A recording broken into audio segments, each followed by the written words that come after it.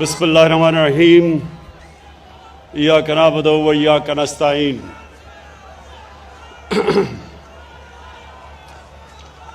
میں شکریہ صدیق خان، شکریہ۔ اچھا جی، بسم اللہ الرحمن الرحیم ایاک نعبد و ایاک نستعین۔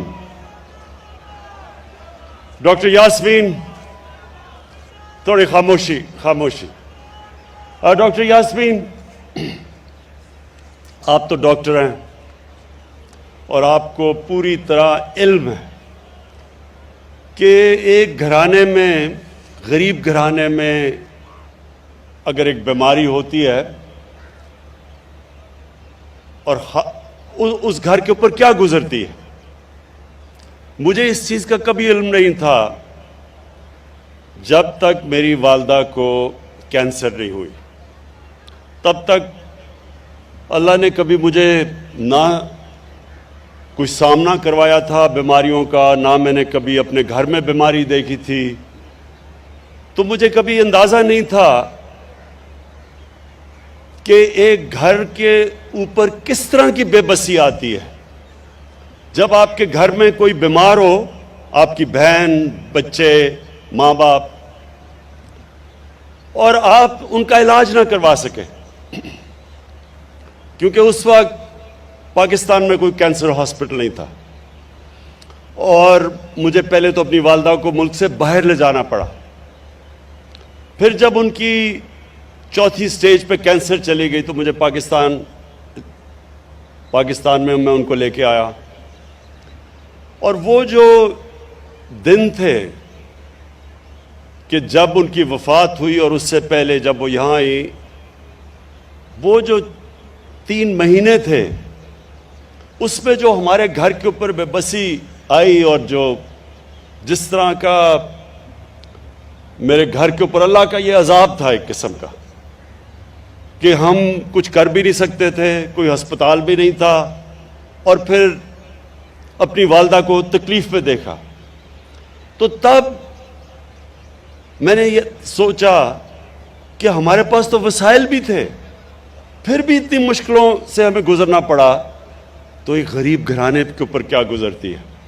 اور پھر مجھے پتا چلا کہ غریب گھرانوں پہ کیا گزرتی تھی۔ لوگ اپنا سب کچھ بیچ دیتے تھے، میں کینسر کی بات کر رہا ہوں، بہت مہنگا علاج ہے کینسر کا، گھر میں سب کچھ بیچ دیتے تھے، مقروض ہو جاتے تھے، مریض تو جاتا تھا، ساتھ گھر والے بھی تباہ ہو جاتے تھے۔ تو اس لیے شوکت خانم کینسر کا میں ہاسپٹل بنانے کا سوچا، اور پھر جب شوکت خانم کینسر ہاسپٹل بنا تو میں نے غریب لوگوں کو اپنا علاج کرواتے دیکھا، اور پھر میں نے دیکھا کہ جب وہ وہاں سے جب وہ ٹھیک ہوتے تھے تو وہ کتنی اللہ سے دعائیں دیتے تھے اللہ کو۔ تو تب میں نے یہ میں بات کر رہا ہوں آج سے 25 سال پہلے کی، تو تب میں نے سوچا کہ اللہ نے اگر کبھی مجھے موقع دیا تو یہ ایک معاشرے کے لیے، اگر آپ معاشرے میں سب سے بڑا کام کرنا چاہتے ہیں تو وہ یہ ہے کہ آپ کے کسی بھی گھرانے میں یہ عالم نہ آئے لوگوں پہ کہ جی ہمارے پاس کیونکہ پیسے نہیں تھے ہم اپنا علاج نہیں کروا سکتے۔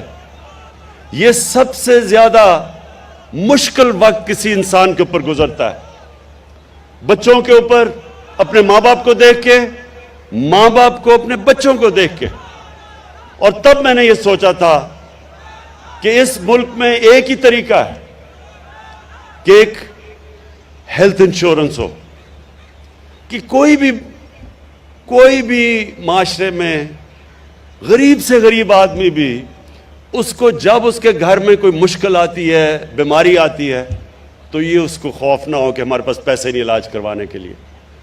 تو میں آپ کو ایک ریاست مدینہ کی لوگ بات کرتے ہیں، کیونکہ ان کو زیادہ تر لوگوں کو سمجھ نہیں ہے ریاست مدینہ کی، اس لیے ہم نے رحمت للعالمین اتھارٹی بنائی ہے تاکہ اپنے بچوں کو بھی پتہ چلے، ہمارے یوتھ کو پتہ چلے، ہمارے ہر لوگوں کو پتہ چلے کہ اصل میں سیرت نبی کیا تھی، وہ کتنا بڑا دنیا کی تاریخ کا انقلاب آیا تھا جس کو ہم ریاست مدینہ کہتے ہیں۔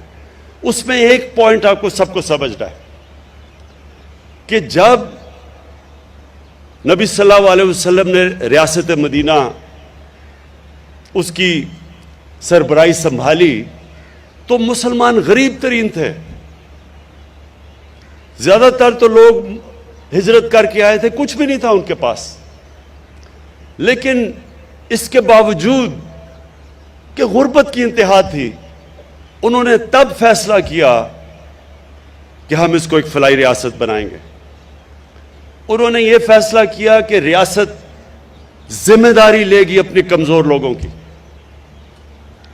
تو دنیا کی تاریخ کی پہلی فلاحی ریاست بنائی. اب پوائنٹ یہ ہے کہ جو ریشنلٹی ہے یا عقل تو یہ کہتی ہے کہ آپ کو تب فلاحی ریاست بنانی چاہیے جب آپ کے پاس پیسے ہوں.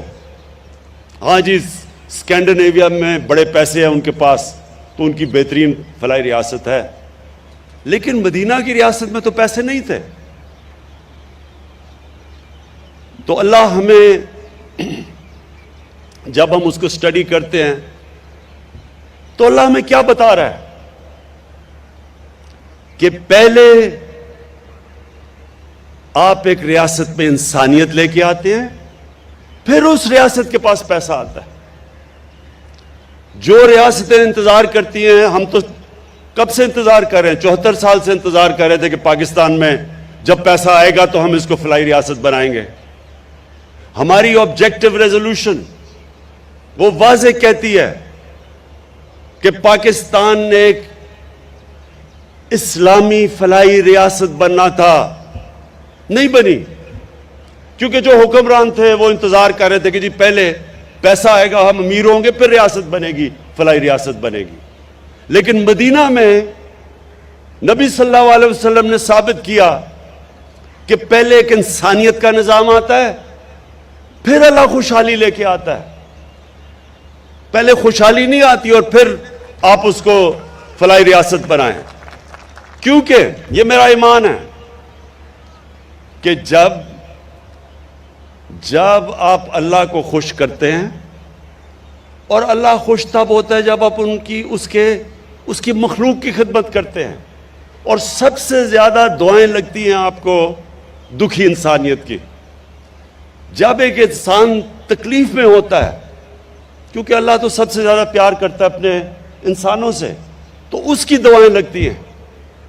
جب میں نے شوکت خانہ بنایا, ہاسپٹل کھلا, باہر سے ہم چیف ایگزیکٹو لے کے آئے, اس نے پہلی بورڈ میٹنگ میں کہا کہ جناب آپ نے اگر 5% مریضوں سے زیادہ مفت علاج کیا, یہ کینسر ہاسپٹل آپ کا 3 مہینے میں بند ہو جائے گا. یہ 1995 کی میں بات کر رہا ہوں. مارچ میں وہ میٹنگ ہوئی بورڈ آف گورننس کی. اس نے کہا کہ کبھی دنیا میں کوئی پرائیویٹ ہاسپٹل نہیں چل سکتا, کینسر کا ہاسپٹل نہیں چل سکتا جدھر آپ 5% مریضوں سے زیادہ مفت علاج کریں. 75% مریضوں کا ہم نے مفت علاج تب سے شروع کیا. آج سے آج تک دنیا میں واحد کینسر ہاسپٹل ہے جو پرائیویٹ کینسر ہاسپٹل 75% مریضوں کا مفت علاج کر رہا ہے.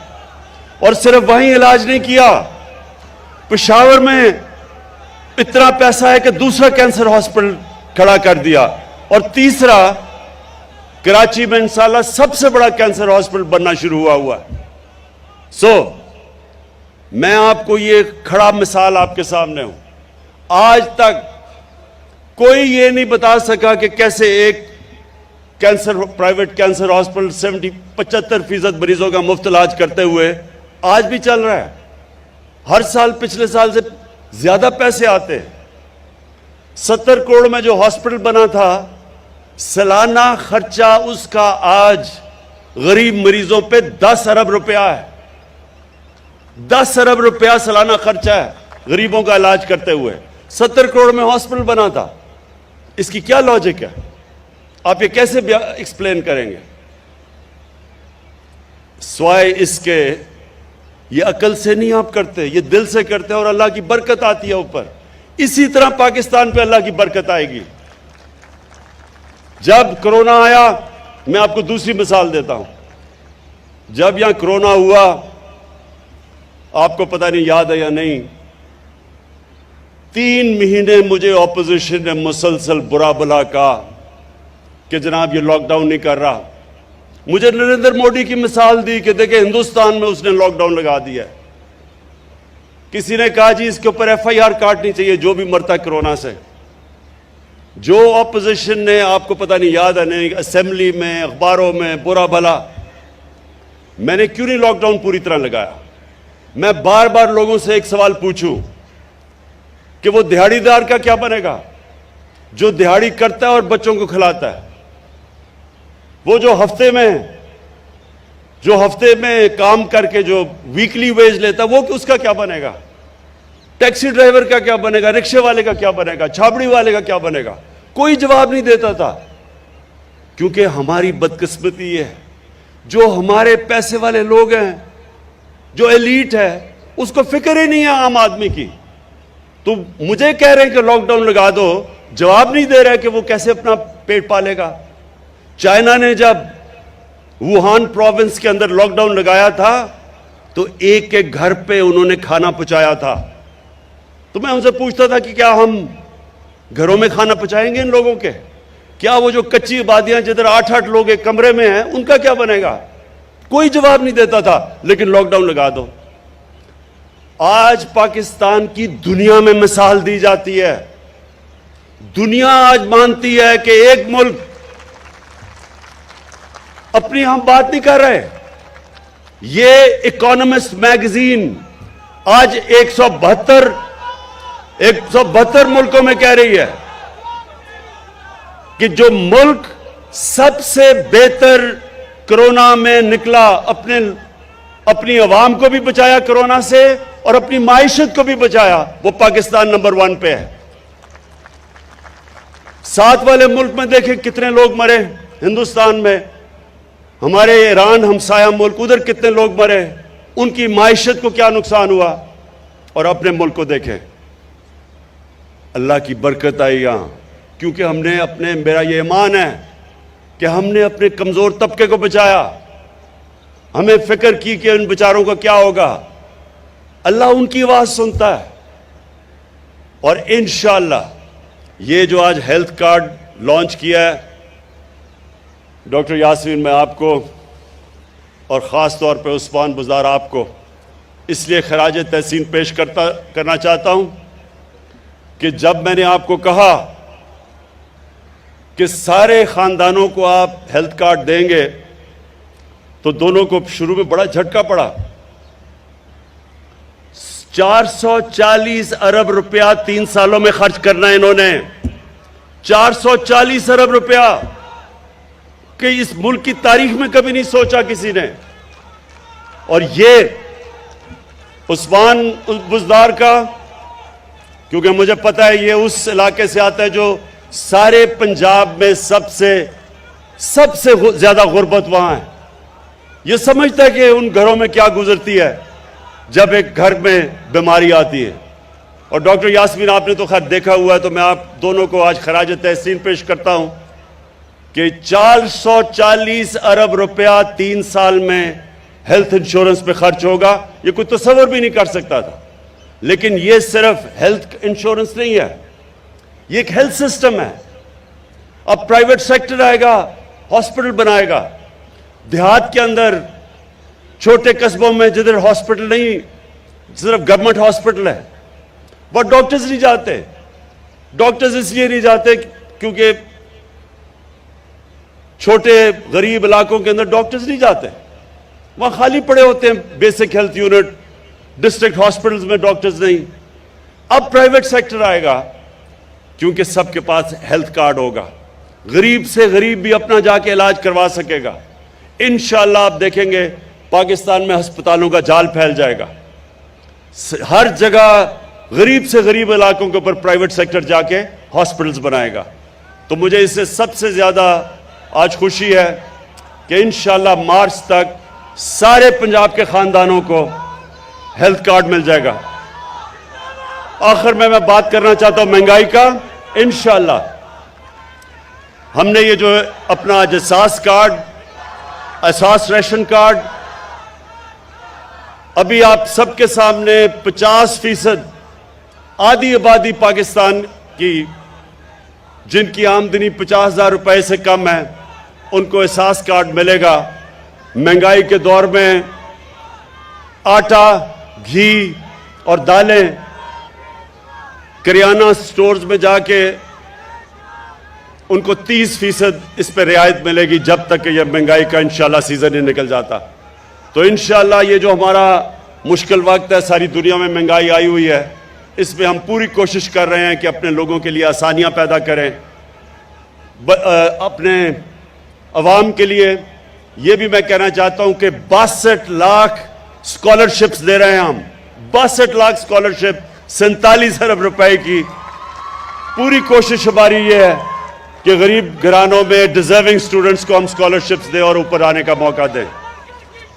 میں آخر میں پھر سے پنجاب گورنمنٹ عثمان بزدار آپ کو خراج تحسین پیش کرتا ہوں.